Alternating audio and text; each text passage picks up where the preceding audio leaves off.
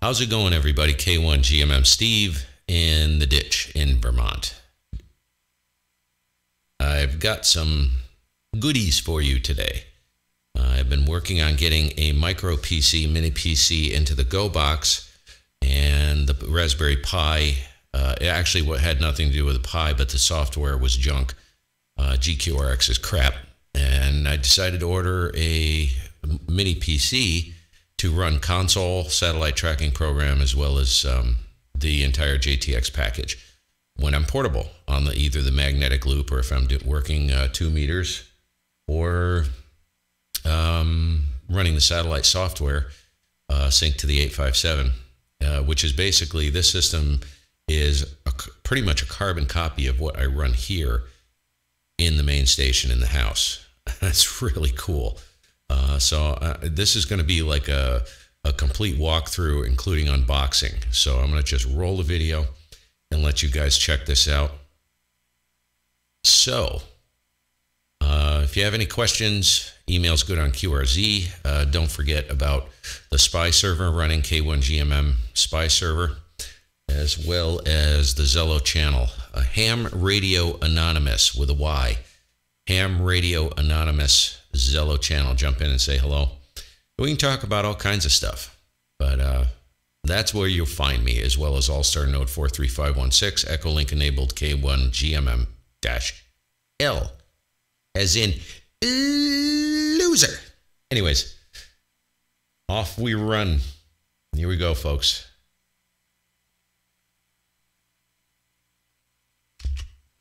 Hey, what is going on, you guys? K1GMM Steve. What do we got? We got an AWOW mini PC. And this is going to be going, I'm going to be ramming this into the Go box. Well, we'll see. This isn't basically an unboxing. I'm going to light it up and see how things go. I have a bunch of software I'm going to install via flash drive, SDR console, OmniRig, all of the FT8 package, and let's see, I got to get the driver for the 857 in there, so we got a lot of work to do. So without further ado, comes packaged, got this off of Amazon. It was around 100 and, I don't know, 180 bucks maybe, something like that. It has a N3450 CPU, which is a Celeron, I believe. This particular device comes with a 128 gig solid state drive built in, 8 gigs of RAM, Windows 10 Home operating system pre-installed, supposedly. So, yeah, really nice packaging. Well done. And so this is basically what it looks like. Get this opened up here. Try and stay on camera if I can. So this is what she looks like. We got power, looks like headphone. I think that's a power indicator, maybe, I don't know. A couple USB ports. We got 2 additional USB ports here. We got CAT connection, LAN connection. Will do dual displays, and I believe it does 4K as well. The reason why I bought this is because it's a 12-volt DC device, which means I will be able to run this on the supplied power to the Go box, because everything is 12-volt DC in there. Very cool. Ain't much to it, man. It's pretty light. It does have a slot for SD card, which is kind of neat. That's about it. Pretty straightforward. I mean, whatever. Let's see. We'll crack this open. I'm assuming this is power supply and some goodies. What do we got? Did they supply an HDMI cable? No way. Well, looks like we've got, there's the power supply. We've got, looks like, mounting bracket. That's kind of cool. Cool. I got a mounting bracket. So there's my solution to mounting it in the Go box. Swing. This is a traditional wall wart. What I may have to do is I'll see if I have one of these downstairs.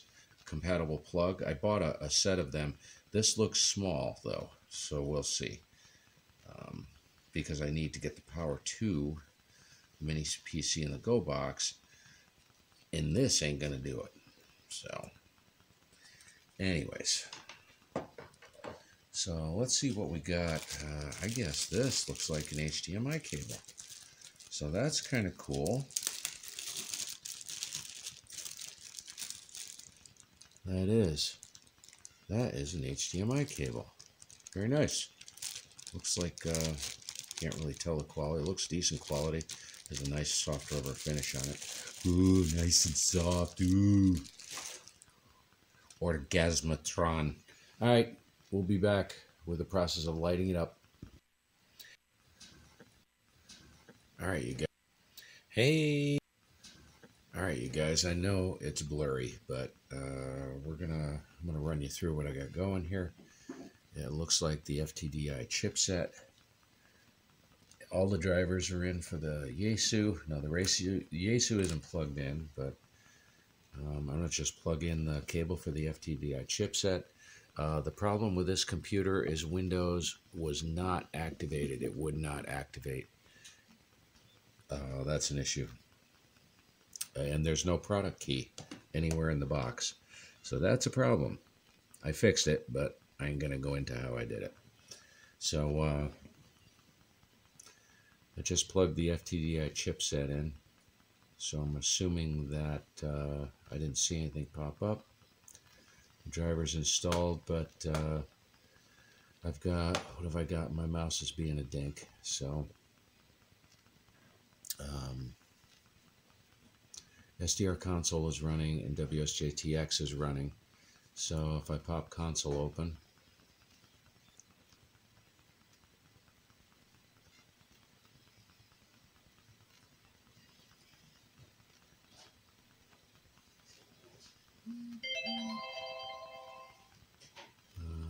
we should.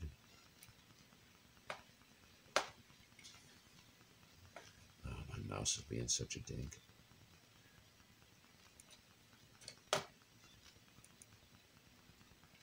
Okay, and kick this in.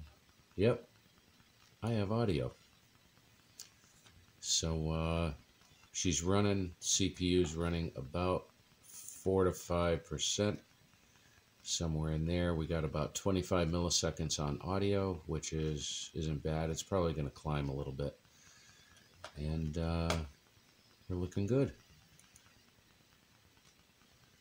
So JTX lit up. I just have to change the, let's see, palette options, include third party.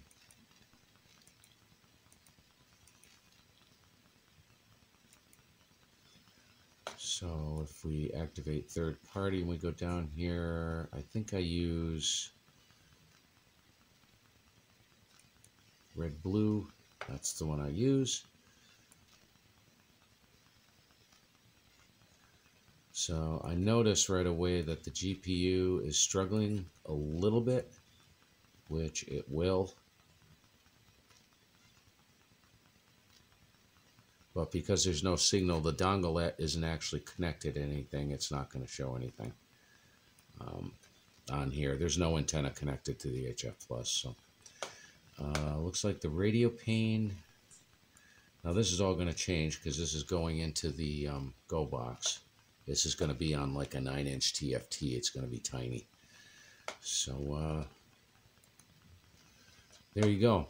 I'll set the radio up once it's connected and activated, and you'll notice that I dropped the configuration files from the SDR console downstairs into the app data roaming directory, and all of my filters show up here. So it's pretty much all configured and ready to go. AGC, got my noise reduction. It's running, and I hear no skipping the audio or anything. So it looks like it is perfectly capable of running an SDR radio with the software. If you notice, CPU is still hovering around, it just bumped up to 7-8%, which is really nothing. Audio is actually very good at 23 milliseconds, so that's not bad. So that's it, folks. I'll catch you later. Hey, what's cooking? K1 GMM Steve in the ditch. And the Go Box is complete, and it works. Holy mama. So what we're looking at right here, let me get this out of here. This is the plate for the mouse pad. So what we got is a mini PC. This is an AWOW, and it's all hooked up. Cat control, AirSpy HF Plus, running, believe it or not, SDR console as the front end of the 857. And I'll move this over here. And I'm going to shuffle this out of the way. So we've got an Sdr Switch right here, the MFJ 1708. It does require, it's running on RF Sense and works superb so far. However, and I got the hiccups, you will need to take a small screwdriver. There's a little pot, which is over here next to this input, which is the SDR receive. This goes to the SDR right there, the HF Plus. And this is to the transceiver. This comes from the 857, and this is the antenna, which I'm running on an NFED right now. The NFED, basically an inverted L, I should say, with a 49-to-1. And it's what I use for diversity and second receive. So I'm down here in the shack. I have it fed with a power supply right now. But the whole thing is running on 12 volts. And let me get this back over here.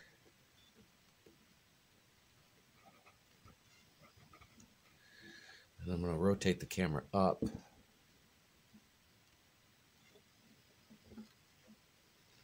So this is, let me slide this a little bit. Sorry about this, gang. But instead of using multiple cameras, I figured I'd just use my cell phone. So we got the head unit of the 857. If you care about this other stuff, this is pulse width modulator. This drives the VVC and the magnetic loop. Jack's in here. This is 12 volt DC rotator, low RPM rotator that I drive like the two. I actually use this with the magnetic loop. Drops onto a rotator and then onto a stand, and I can turn the loop remotely.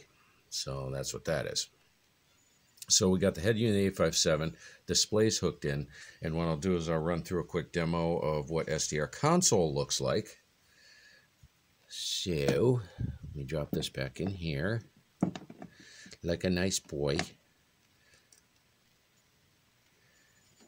And let me get over here. We'll launch SDR console, and we'll take a peruse through 20 meters. Make sure the radio is zeroed before I launch it.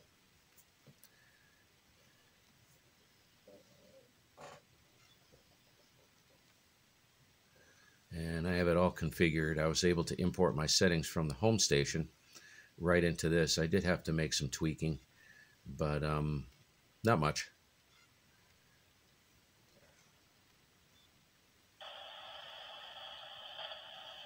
So you can probably hear it. So we will cruise through, check my bandwidth. We're running about 3.6. I'm going to bring it into 3 kilohertz. Pretty much everything's here. So this is redundant. I can get rid of this. And this gives me my AGCs right here. So I can quiet that down.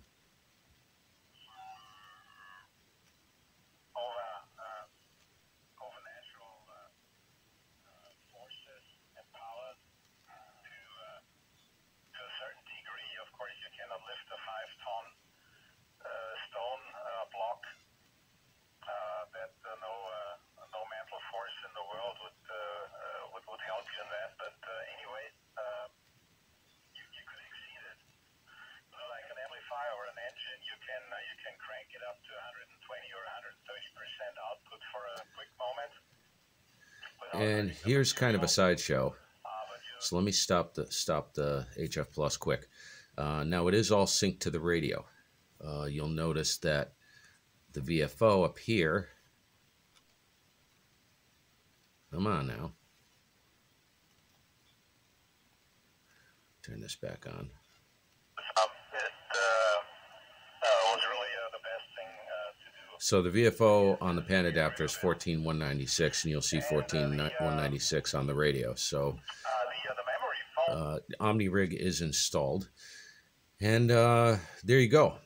So that is working great. The cool thing is, right, SDR console, of course, has the cluster overlay. So you can see, looks like DH Delta Hotel 1 Tango Tango is spotted right here on the pan adapter. So this will not work, of course, if you don't have internet connection.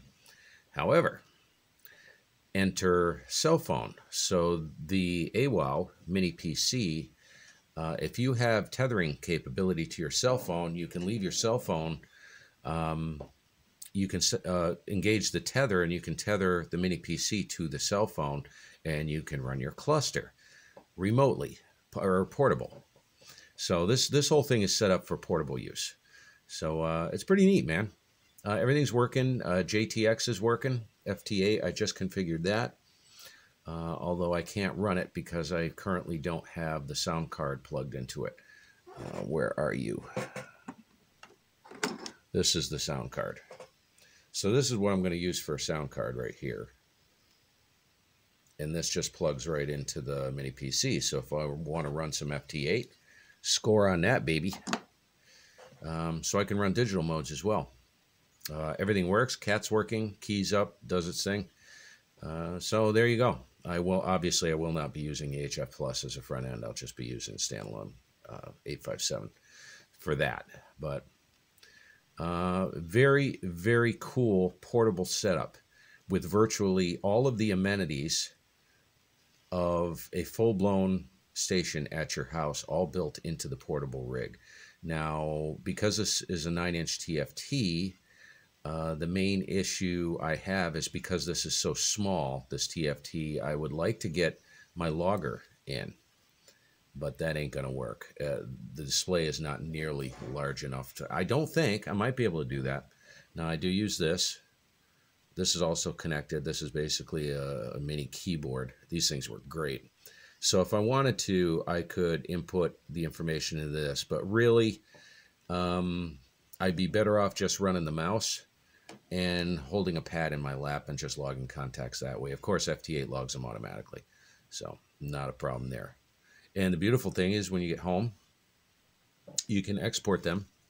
Like probably the easiest thing to do is export the log to your Google Drive if you have one, or a Dropbox, and then just go grab it and import it into your main computer and then upload it to LOTW, QRZ, or wherever else you want to go. So yeah, that's it, man. She's off and running. She works freaking great. So the only thing I have yet to test, which I will be testing portable, is the satellite system. So SDR console does run. I have that set up to work the birds. So this system will completely, basically a system I run here at the house if I want to go play on the satellites, even the linear birds. So there you go, man. The only thing I would like to do is get, right now you're hearing the speaker out of the display. And it would be probably a little nicer to get a decent speaker setup for it. I can always plug it into the head unit of the truck. Otherwise, it makes no sense. So here we are. And one more thing before I turn it over to you again. I guess when I got up this morning,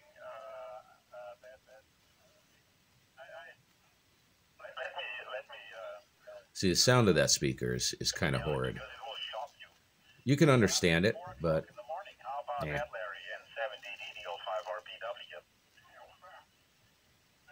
Kind of cool.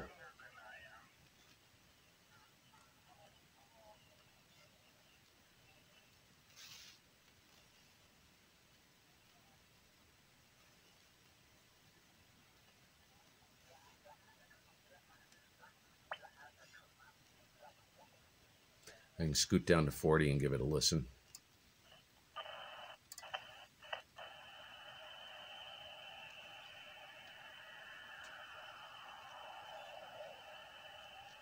So what do we got?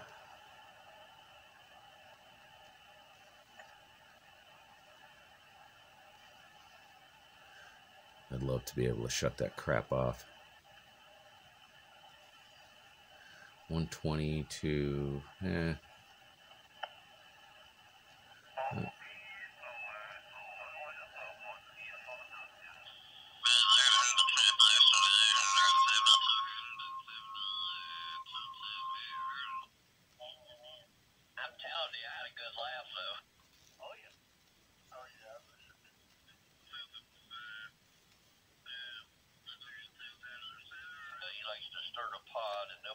Jeez.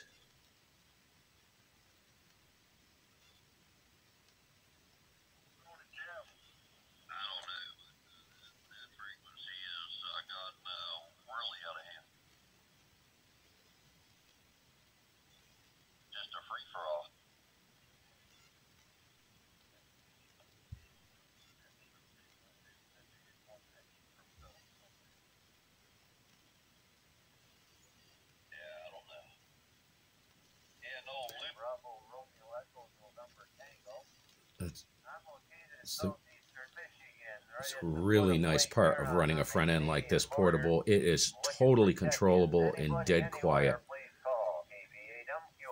It is beautiful, man. It's really cool. All right, gang, that's it from me. Let me know if you have any questions. I can do some very specific video. But I have all of the information required to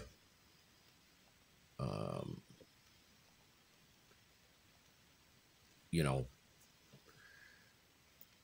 all the information is on my website as far as how to configure SDR console and all the other stuff. So there you go. We'll catch you guys later. 7-3. Have a super fun day, man. Good luck with your projects. I'm gone. K1GMM. All right, you guys. I know it's